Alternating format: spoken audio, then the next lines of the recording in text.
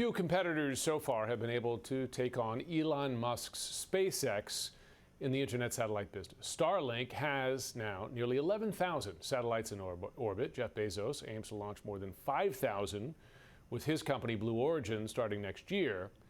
Yet, one entrepreneur from New Zealand is looking to get into the game and compete with them. Peter Beck founded Rocket Lab in 2006. Its Electron rocket has carried out nearly 100 successful launches so far.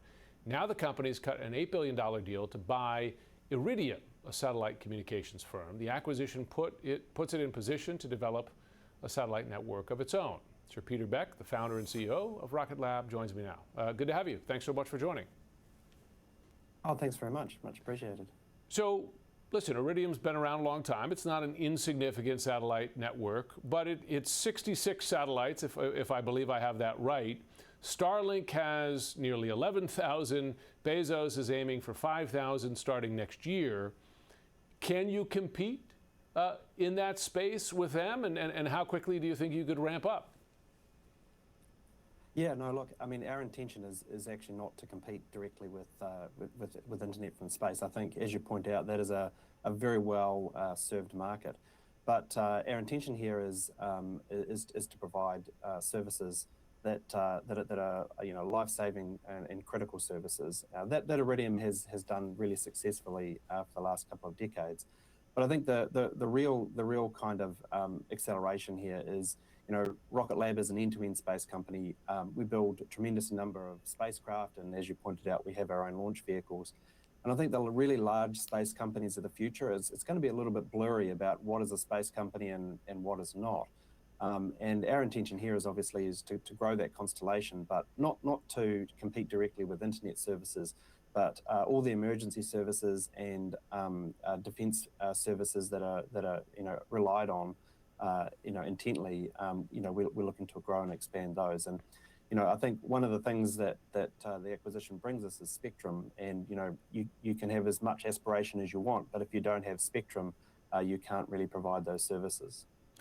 If that's the focus, the emergency services, and I know stories of where Iridium has saved people, right, in places where normally you wouldn't be able to get a signal out, of course.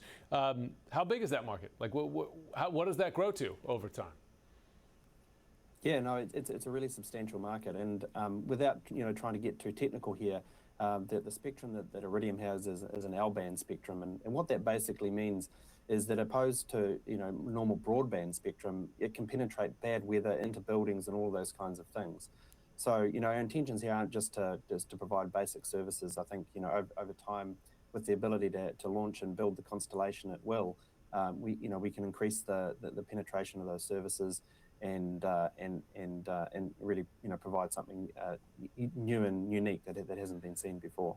Well, like SpaceX, Rocket Lab has secured defense contracts, a $1 billion U.S. defense contract this year alone, $397 million Space Force contract tied to missile and threat tracking. What portion of Rocket Lab's business do you expect to be for the defense industry?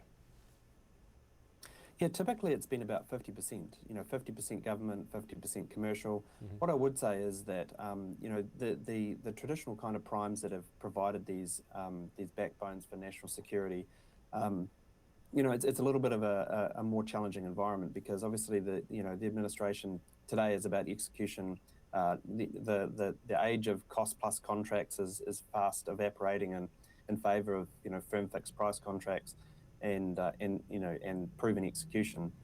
And I think that's where we've been really successful. As you pointed out, we've won a number of really important national security programs and executing well on them, and continue to do so. So, like I say, about 50% of our business. But if you look at the commercial, the other remaining 50% of the commercial side of our business, you don't have to peel the onion too many layers to find that often the government customers are providing are the customers of those commercial services as well.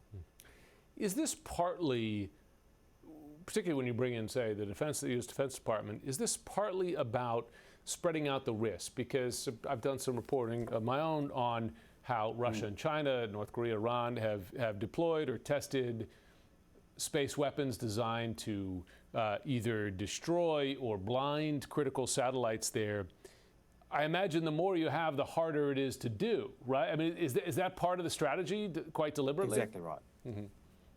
Exactly right. I mean, if you roll the clock back sort of, a couple of decades, singular large geostationary satellites in orbit were providing the majority of these kind of services. But if you're proliferated in low Earth orbit, and moreover, if you take a low Earth orbit satellite down and one goes back up, it's kind of pointless. I mean, a good example of that is we completed the Victus Hayes mission for the Space Force here a few weeks ago. And that mission, they gave us a call up, and we had 24 hours to deploy a satellite in orbit. And after that, we received that call, and 16 hours and 42 minutes, we had a satellite on orbit. So, wow. You can take as many satellites out as you want out of orbit, but if you can put them up every 16 hours or less, then it's kind of a pointless exercise to even try to take them out. Wow, that's such a change in such a short period of time. Well, Sir Peter Beck, we wish you luck. Thanks so much for joining.